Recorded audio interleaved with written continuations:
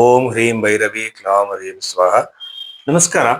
ಜ್ಯೋತಿಷ್ಯದ ಬಗ್ಗೆ ನನ್ನ ಅಧ್ಯಯನ ಹೇಗೆ ಪ್ರಾರಂಭ ಆಯಿತು, ಅದ್ರ ಬಗ್ಗೆ ಆಸಕ್ತಿ ನನಗೆ ಹೇಗೆ ಹುಟ್ಟಿತು ಅನ್ನೋದ್ರ ಬಗ್ಗೆ ಹೇಳೋದಾದ್ರೆ, ಮುಖ್ಯವಾಗಿ ಜ್ಯೋತಿಷ್ಯ ಅನ್ನೋದು ಸುಳ್ಳು, ಅದು ಯಾವುದೇ ಕಾರಣಕ್ಕೂ ಕೂಡ ಭವಿಷ್ಯದ ನಡೆಯುವ ಘಟನೆಗಳು ಯಾರು ಕೂಡ ಊಹೆ ಮಾಡೋಕ್ ಸಾಧ್ಯ ಇಲ್ಲ ಅನ್ನುವಂತ ಒಂದು ವಾದ ಇದೆ.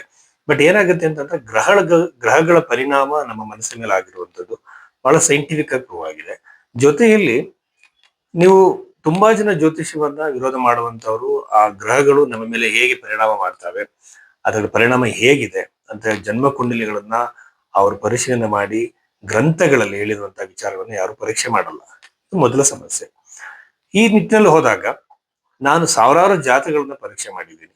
ಇದರ ಜೊತೆಯಲ್ಲಿ ಅಷ್ಟ ಸಾಮುದ್ರಿಕ ಬಗ್ಗೆ, ಈಗ ನೀವು ಸಾವಿರಾರು ಜಾತಕಗಳ ಪರೀಕ್ಷೆ ಮಾಡುವಾಗ ಯೂಶುವಲ್ ಆಗಿ KN ರಾವ್ ಅಂತ ಮಹಾನ್ ಜ್ಯೋತಿಷಿಗಳ ಒಂದು ಪ್ರಿನ್ಸಿಪಲ್ಸ್ ಅನ್ನು ಟೆಸ್ಟ್ ಮಾಡಿದ್ದೀನಿ.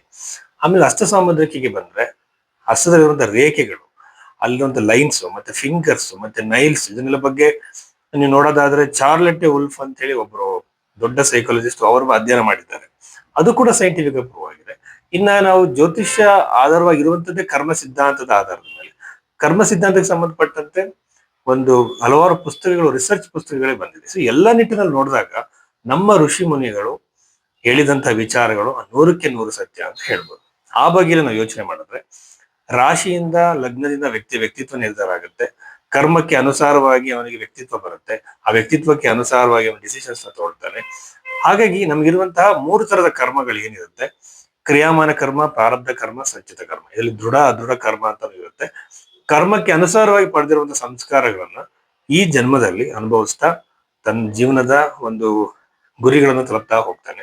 ಇದ್ರಲ್ಲಿ ಸುಖ ದುಃಖಗಳು ಎರಡು ಮಿಕ್ಸ್ಚರ್ ಇರುತ್ತೆ. ಬಟ್ ನಮ್ಮ ಋಷಿಮುನಿಗಳು ಏನ್ ಹೇಳಿದ್ರು, ಜ್ಯೋತಿಷ್ಯವನ್ನ ಒಂದು ಆಧ್ಯಾತ್ಮದ ಯಾವ ಹಂತದಲ್ಲಿ ನಾವು ಇದೀವಿ ಅಂತ ಪರೀಕ್ಷೆ ಮಾಡ್ಕೊಳ್ಳೋದಕ್ಕೋಸ್ಕರ ಹೇಳಿದ್ರು. ಅದ್ರ ಮೂಲಕವಾಗಿ ಆ ವ್ಯಕ್ತಿಯ ಒಂದು ವ್ಯಕ್ತಿತ್ವ ಯಾವ ತರದ್ದು, ಆಧ್ಯಾತ್ಮಿಕವಾಗಿ ಅವನಿಗೆ ಹೇಗಿದ್ದಾನೆ ಅದನ್ನ ಸರಿ ಮಾಡ್ಕೊಳ್ಳೋ ಬಗ್ಗೆಯನ್ನ ಅವ್ರು ಹೇಳಿದ್ರು.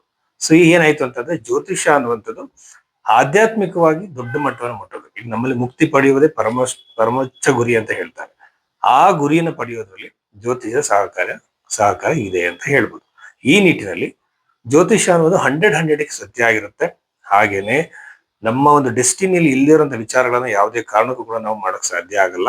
ಎಲ್ಲ ಸಂಸ್ಕಾರದಿಂದ ಬರುತ್ತೆ. ಹಾಗೇನೆ ಕೆಲವು ಪರಿಹಾರಗಳಿಂದ, ಈಗ ಮಳೆಯನ್ನ ನಿಲ್ಸಕ್ ಸಾಧ್ಯ ಇಲ್ಲ, ಛತ್ರಿನ ಹಿಡ್ಕೋಬಹುದು. ಇದರಿಂದ ಏನಾಗುತ್ತೆ, ರಕ್ಷಣೆ ಸಿಗುತ್ತೆ. ಇದು ಪರಿಹಾರಗಳಿಗೆ ಇರುವಂತದ್ದು.